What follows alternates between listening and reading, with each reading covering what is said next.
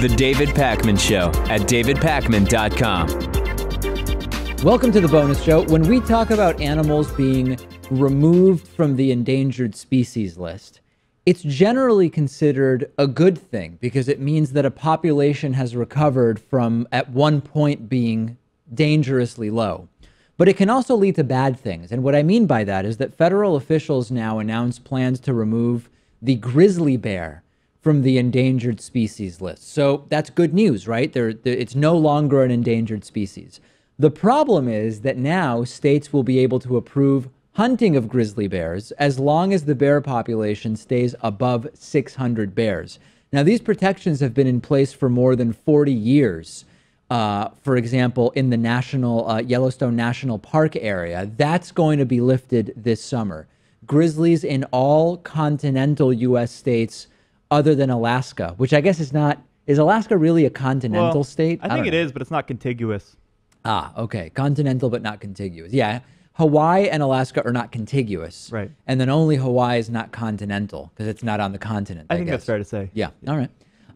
Anyway, they've all been protected since 1975 under the Endangered Species Act when there were 136 bears left at Yellowstone. Now there are 700 grizzly bears in that area, which includes northwestern Wyoming, southwestern Montana, and eastern Idaho.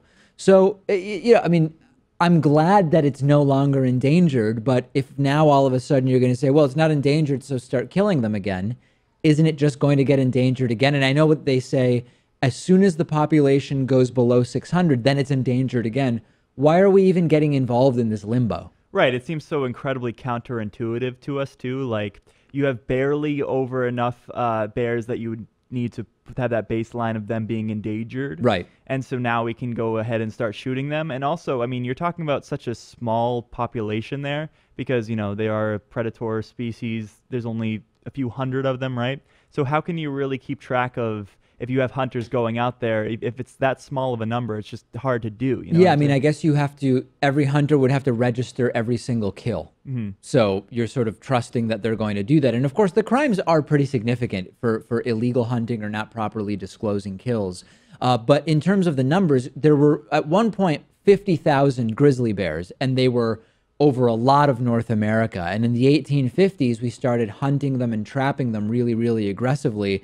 And now they're reduced to just 2% of their original territory. So I don't like this. I understand when you have an invasive, overpopulated species that is having an impact on the ecosystem because of the number of other animals that are being killed and all of these different things. So you might have more relaxed rules.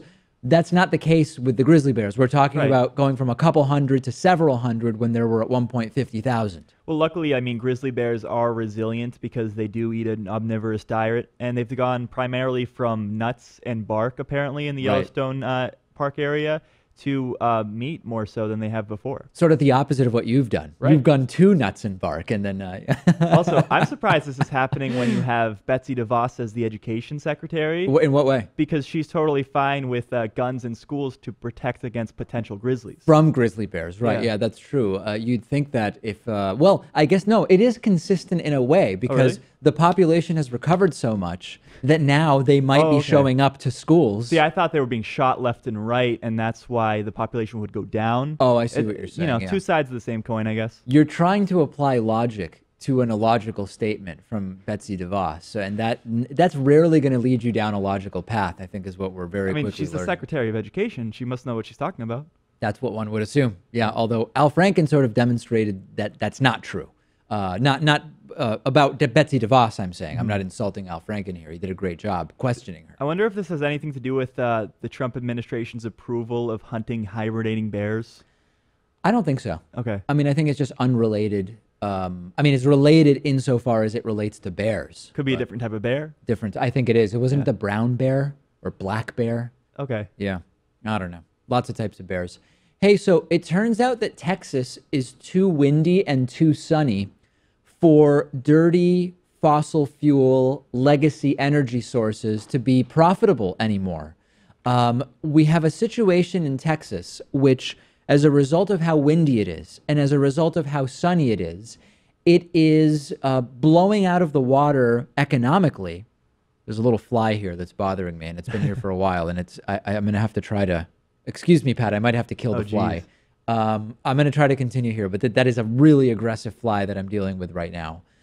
We have a situation in South Texas where the type of energy that is both sort of associated with the South, but also really connected to the industry and economy of Texas is increasingly not viable economically because of how well wind farms are doing and how much solar energy is being harnessed.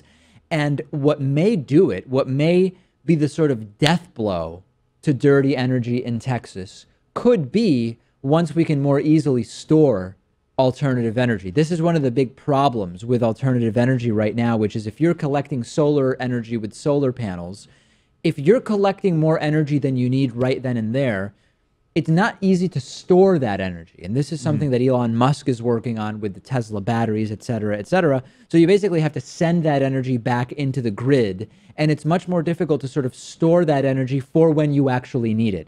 Yeah. Once we make headway on that, and there's every indication that this is happening very, very quickly, how are we going to justify economically a lot of these dirty forms of energy? Well, that's one of the arguments that conservatives use. You know, when you talk about solar power, they say, well, what if the sun goes behind a cloud for a long period of time? Or if it's not particularly windy that day with regards to wind. But if we can find a way to store that energy, then I think it's, you know, the conversation's over at that point. Many advancements. Renewable energy is what we're moving on to. Many advancements happening there. And we've talked, you know, there's these false notions you sometimes hear about, oh, X area isn't sunny enough for solar power. And then we find out Germany, which has the total annual sunlight of Alaska in total, is crushing it with solar energy. And then we say, oh, wait a second. If that's the same amount of light that Alaska gets, then most of the continental United States can absolutely deal with it, do well with solar power, assuming that we have a way of storing that energy for when it is needed. Well, in one regard, it's not surprising that this is happening in Texas because, of course, it's so sunny and apparently pretty windy, too. That's not the first place you think of when you think of windy climates. You may think of, like, Chicago. Sure. The Windy Sea. But on the other hand, though, it is surprising because if you take a look at the top 5 companies headquartered in Texas, it's all, like, oil refineries. It's like ExxonMobil, ConocoPhillips, Valero, and, you know, very competitive market there because of the tax rates. A lot of companies go to Texas. But if you look at the top of the list, it's all oil companies and gas. Yeah, and they are not happy about this. I mean, obviously, and this is why, you know, we've talked about this before. There's this stunning hypocrisy where you have so-called free market conservatives who love dirty energy, and yet their businesses are less and less viable unless they are subsidized by the government. And by definition, subsidies are the opposite of the free market. And it's this pick and choose mentality. You know, the principles that a lot of these right-wingers claim to adhere to, they adhere to them as long as they benefit what it is that they are personally involved in. And all of a sudden, if free market does not benefit them within the oil industry, within the energy industry, because they work in oil or natural gas or coal or whatever the case may be, free market principles don't matter anymore. It's just keeping their businesses viable. Yeah, and some people will say that it's not consistent to compare, say, the success that wind and solar has had versus the decline of coal because you're not subsidizing coal in the same way that you are with wind and solar. Oil subsidies have been going on for a long time, and they continue. And so if you have a comparison where wind and solar is doing just as well, if not better, I think, again, conversation over. Well, but the problem is that for too many people, it's conversation over, as in they don't want to hear anything more about it, and they just want to keep subsidizing oil, which sadly, the conversation about stopping that is one we need to be having. CNN had a less than ideal incident over the weekend. The network CNN published an online article about Russia and then had to delete the story and issue a retraction late on Friday. And this related to, it doesn't even matter, but it was a story about Russia that they ultimately felt did not meet their journalistic standards. So CNN, this is sort of like the bulk of what I want to talk about. CNN has now imposed new guidelines for publishing anything related to Russia. And this includes doing stories on CNN television. This includes online. This is for all platforms. And BuzzFeed has obtained this memo that went out on Saturday morning from Rich Barbieri, who's the CNN Money executive director, saying, quote, no one should publish any content involving Russia without coming to me and Jason Farkas, who's a CNN vice president, saying this applies to social media posts, editorial, video, and money stream, no exceptions. I will lay out a workflow Monday. And apparently this is just the memo that was leaked sort of on the CNN money side, but that the restrictions apply to all areas of the network, not just CNN money. CNN was asked for comment. They refused to comment so far. And I think that this is very, very interesting because we've seen so much really good investigative reporting on Trump Russia. The Washington Post has been killing it on Trump Russia, as we've been talking about. New York Times has been killing it. But apparently there have been some overzealous attempts to get a breaking scoop when it comes to Russia. And some networks have ended up having to retract stories, and CNN apparently going in the direction of being more cautious here. And the story specifically that CNN had to delete and presumably apologize for was that a $10 billion Russian investment fund, whose chief executive met with a member of Trump's transition team, there was some sketchy connections between the two of them. Yeah. So, you know, you got to verify and corroborate your stories. I mean, I know there was a big backlash after BuzzFeed published that Chris Steele dossier. Right, yeah. But, you know, they did so with the caveat that they hadn't verified the claims. And I think that's something that can work in print media or something that you read online, but not necessarily on television, because people see the headline and they may not see the most important part of the story, which is that it's not corroborated. That can apply also to print, right? I mean, you might just read the print headline and not see what the source is. But I think the blackmail... It's still right there on the page the entire time. Oh, I see what you're TV, saying, it necessarily may not be. You may tune in, not see it. The blackmail dossier was also different in the sense that